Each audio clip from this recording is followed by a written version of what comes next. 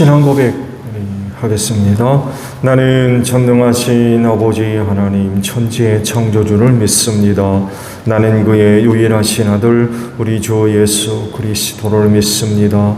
그는 성령으로 잉태되어 동정녀 마리아에게서 나시고 본디오 빌라도에게 고난을 받아 십자가에 못 박혀 죽으시고 장사된 지 사흘 만에 죽은 자 가운데서 다시 살아나셨으며 하늘에 오르시어 전능하신 아버지 하나님 우편에 앉아 계시다가 거기로부터 살아있는 자와 죽은 자를 심판하러 오십니다.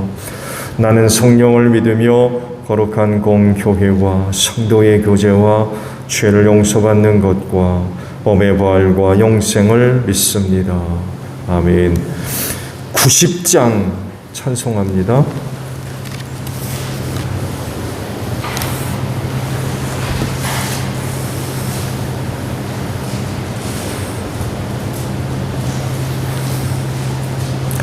찬송가 90장입니다.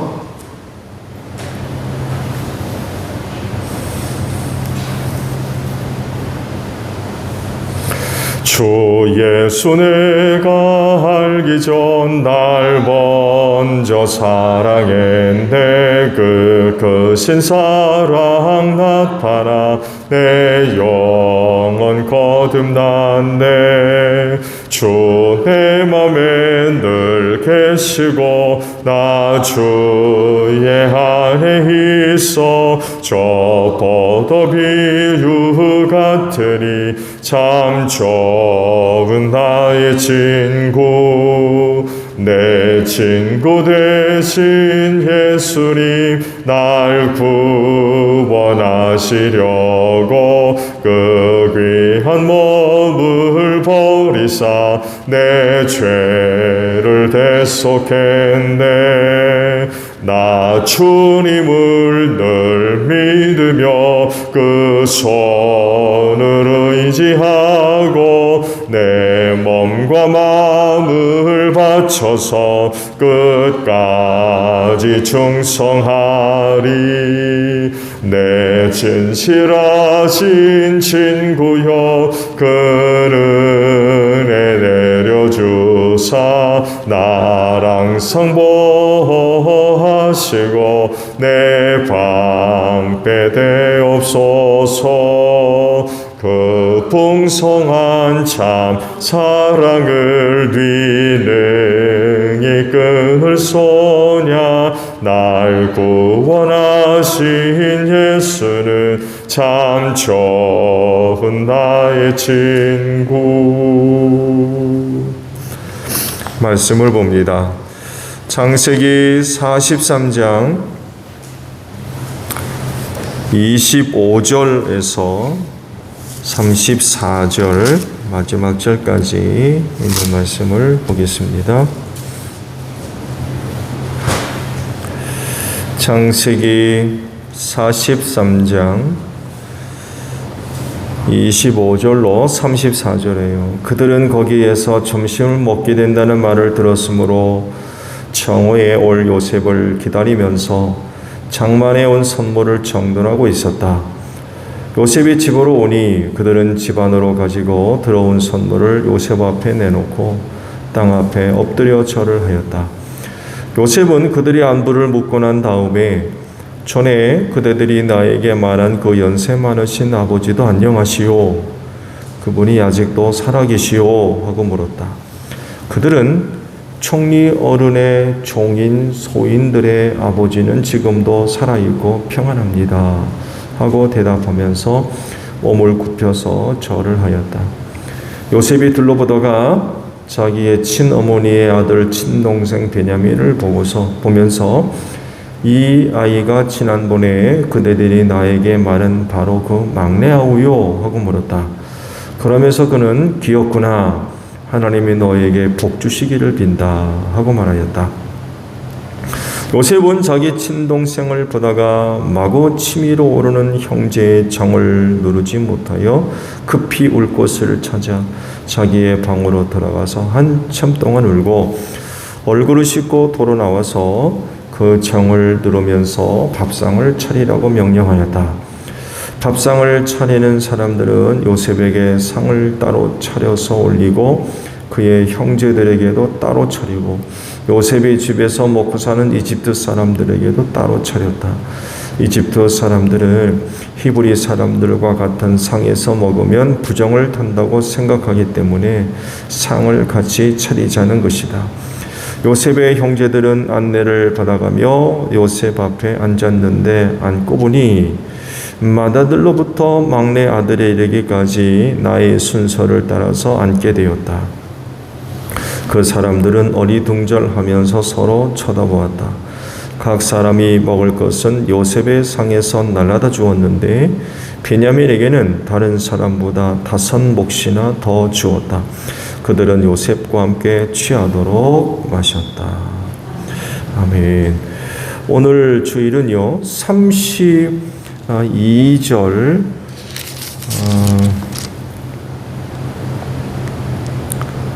중반절에 있는 말씀부터 봅니다.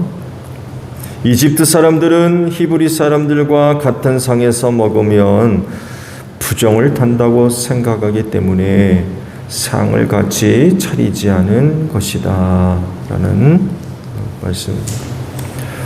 차별에 관한 그런 말씀이죠. 당시 이집트가 갖고 있었던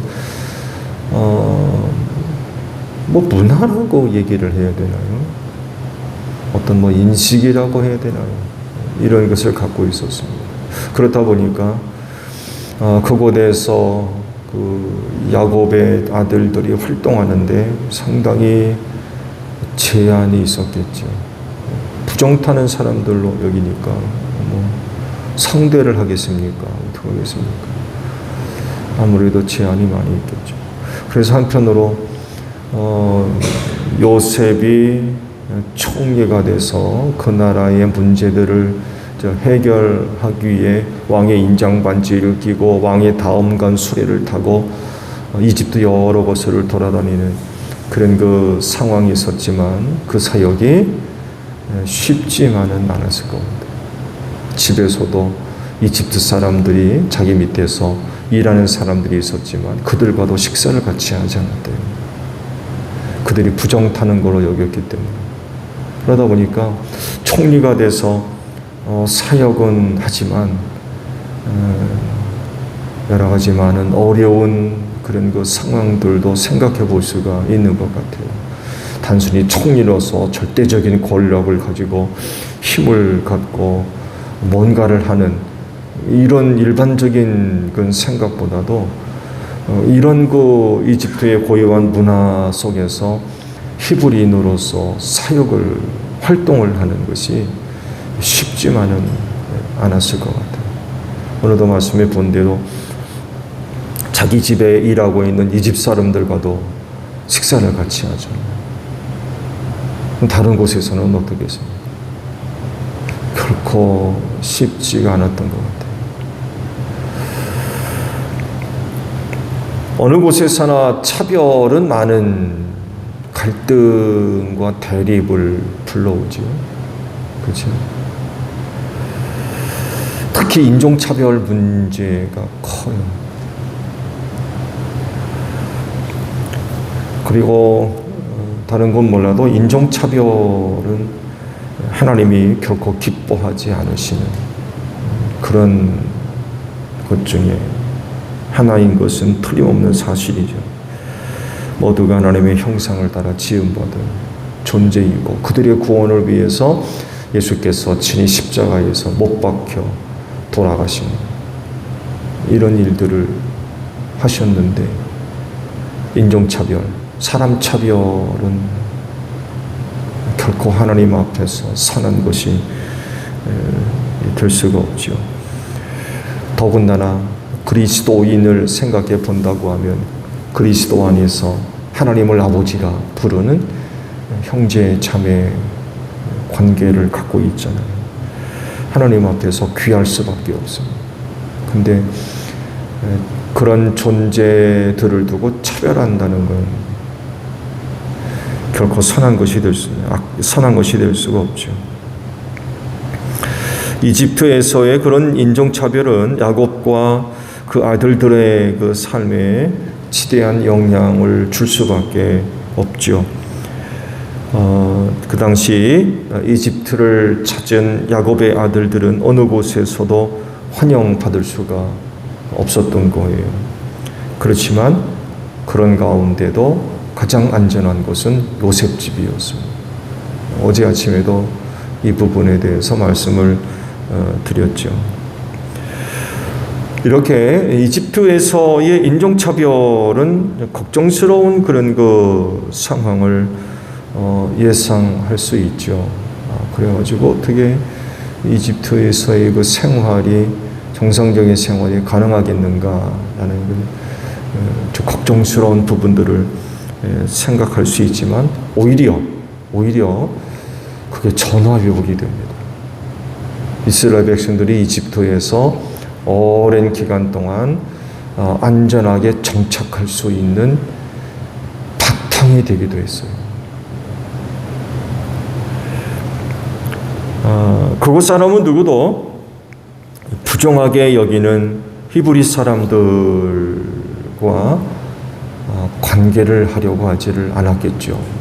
부정타니까. 부정하게 여겼으니까. 그렇기 때문에 오히려 그것이 야곱의 아들들, 야곱의 후손들이 그 땅에서 자리를 잡고 사는데 도움이 돼요. 장소로서는 바로 고센 땅이 바로 그곳입니다. 그곳에서 바로의 가축들을 키우면서 그들만의 장소에서 안전하게 지내며 번성할 수가 있었어요. 부정하게 여기는 이집트의 그런 그 문화 때문에 오히려 야곱의 후손들이 그 땅에 간섭받지 않고 자리를 잡을 수가 있었던 거죠.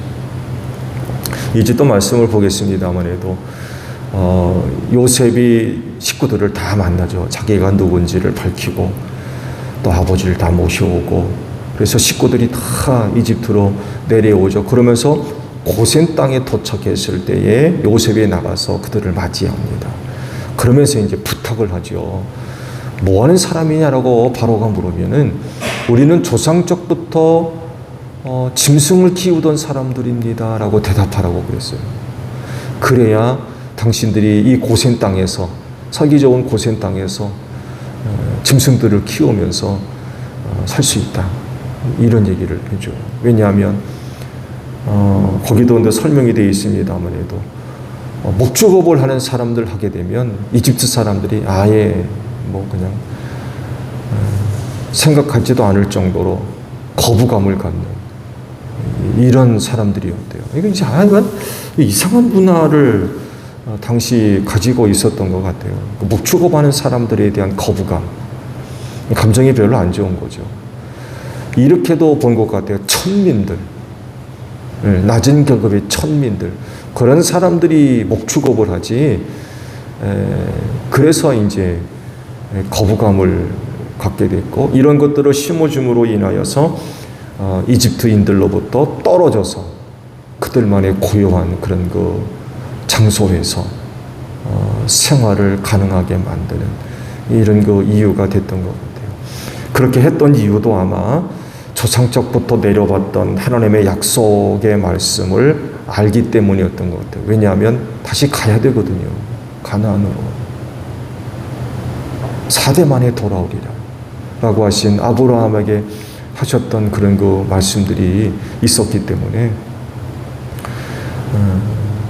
그곳에서 안전하게 다시금 가나안으로 돌아가는 데 있어서 고센 땅은 정말 천의 요새와 같은 그런 그 역할을 해주었던 것 같아요.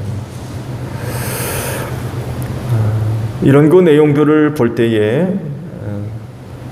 인종차별은 틀림없이 악한 것이면 틀림이 없지만 하나님은 그것을 선용하셔서 하나님의 뜻을 이루어 나아가는데 사용하신 것 같아요. 사도 바울을 통해서 이런 거 말씀을 주셨죠. 그리스도 안에서 유대인이나 헬라인, 이방인은 뭐라고 그러셨어요? 차별이 없다고 그랬어요. 자유인이냐 종이나 역시 차별이 없다고 그랬어요. 모두가 하나일 뿐이죠. 그들은 다 하나님을 아버지라 부르는 자녀들입니다. 그렇기 때문에 그리스도인은 이 관계를 소중하게 여기고 그것을 잘 유지하고 지키는 그런 그 모습들이 필요하겠죠. 초대교회에서 주어진 숙제 중에 하나가 바로 이거였어요. 차별 문제. 근데 참 감사하게도 이 문제가 일어나지를 않았어요. 잘 극복이 된 거죠.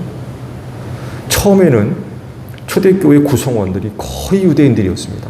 거의 유대인. 왜냐하면 예루살렘부터 시작이 됐잖아요. 그러다 보니까 이방인이 그 초대교회 안에 들어올 확률이 거의 없었죠. 이제 그러다가 스데반 집사가 순교하고 난 뒤 핍박을 받죠. 그러면서 사도들을 제외하고 평신도들이 각지로 흩어집니다. 심지어는 사마리아 지역까지 들어가죠. 유대인들이 꺼려하는 그야말로 히브리 형태의 인종차별. 사마리아 사람들은 아예 상종도 하지 않았다고 하잖아요. 그 지역까지 들어갑니다. 핍박을 피해가죠. 그리고 유대의 담을 넘고 이방인 지역까지 복음이 전해지게 되면서 이방인 지역에 교회가 세워지게 됐어요. 특히 그 유대인들이 옮겨 집중적으로 살던 디아스포라라고 그러죠. 그 지역에 제일 먼저 복음이 들어가서 그곳에 이제 교회가 세워지는 이런 그 과정들을 밟게 되죠. 그러면서 교회 안에 누가 들어와요? 복음을 듣던 이방인들이 들어오기 시작합니다. 그러면 곧바로 무슨 문제가 발생해요? 이방인과 유대인 사이에 인종차별 문제가 발생하지 않을 수가 없습니다. 근데 그 문제가 일어나지 않습니다. 잘 극복이 돼요. 그들만 있었겠습니까? 주인도 있고 종도 있고 교회 안에 오늘날에는 이런 주종관계가 거의 없죠. 근데 예수님 시대까지만 하더라도 주종관계는 특히 그 로마는 노예들에 의해서 움직였다라고 할 정도로 노예 천국이었거든요. 이루 말할 수 없이 많은 노예들이 있었거든요. 그들이 이제 교회 안으로 들어오면 누구가 있는 거예요? 주인과 함께 있는 거예요. 근데 오면은 무슨 관계예요? 그리스도 안에서 하나님을 아버지라 부르는 형제자매. 오늘날에도요 그러잖아요. 내가 회사의 사장인데 그 회사의 직원이 그 교회 다닌다고 다른 교회 다니겠다고 그런 얘기가 나와요. 불편하다는 거죠. 함께 못 다니겠다는 거죠.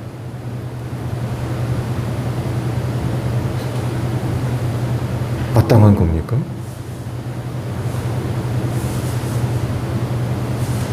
언젠가도 말씀을 드렸죠. 제 친구 하나가 군목으로 오래전에 있었는데 전역을 했는지 모르겠습니다.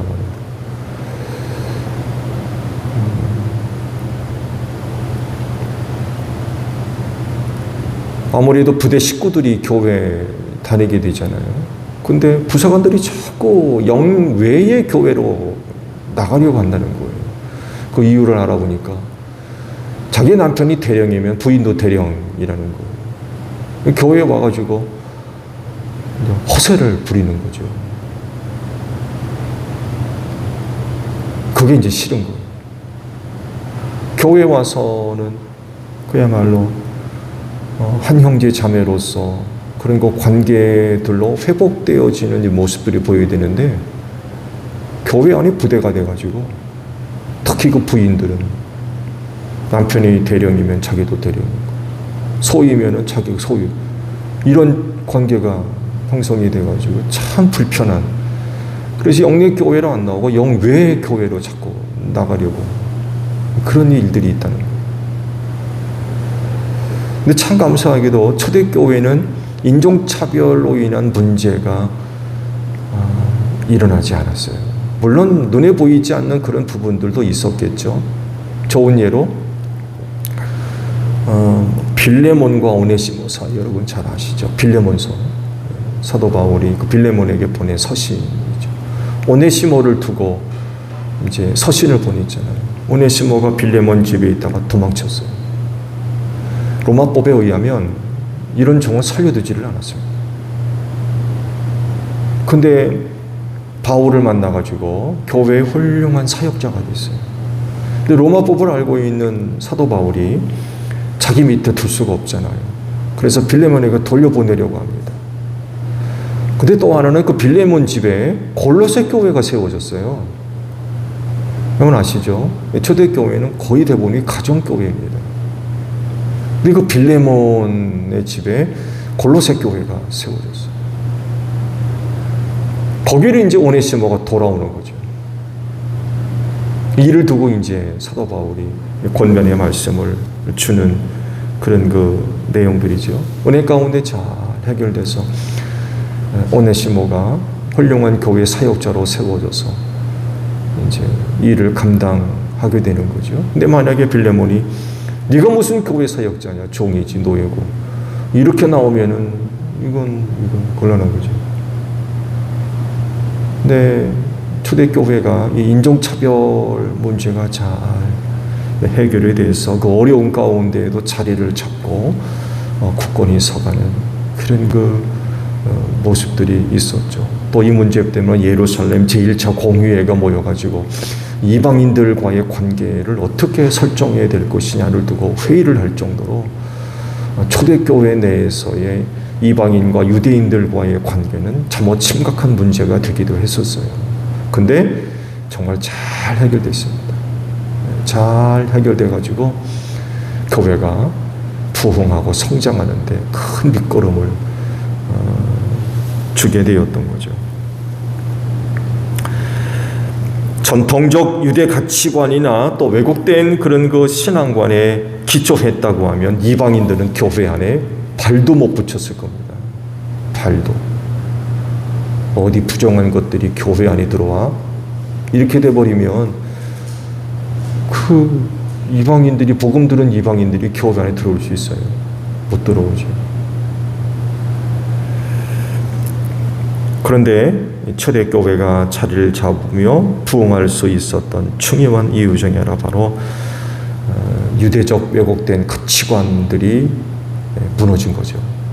이제 해결이 된 거예요. 유대인이나 이방인이나 남자나 여자나 종이나 자유인이나 차별하지 않은 그런 그 모습들이 있었던 거죠. 또 초대교회 유대 그리스도인들에게도 놀라운 소식이 전해지기도 했었죠. 이방인들에게 성령이 임했다는 소식을 듣게 됐을 때 깜짝 놀랐다고 했어요. 상상도 할 수 없는 일이 벌어졌던 거예요. 하나님의 은혜는 유대인들에게 임하는 줄 알았는데 복음 들었던 이방인들에게도 성령이 임했다는 소식은 굉장히 놀라운 소식이었어요. 그야말로 쇼킹한 소식이었어요.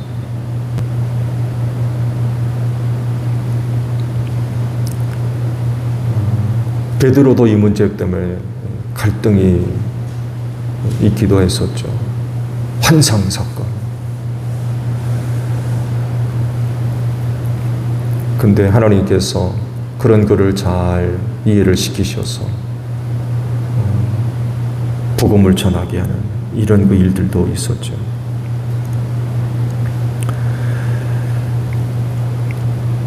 구별은 있을 수 있어요. 필요하고요. 그렇지만 차별은 있으면 안 됩니다.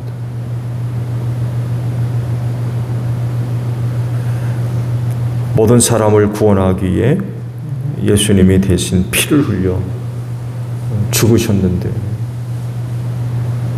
이런 은혜를 생각해 본다고 하면 사람 차별은 이건 있으면 안 되는 그런 모습인 것 같아요. 결코 선한 것이 될 수가 없습니다. 그리스도 안에서 모두를 귀히 여길 수 있는 여러분들이 되시기를 바랍니다. 그래야 또 복음을 전할 수 있지 않겠습니까? 누구는 전해주고 누구는 안 전해주고 그럴 수 있어요.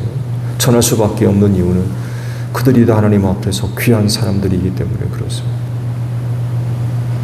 차별이 있게 되면 그 복음 전하겠어요?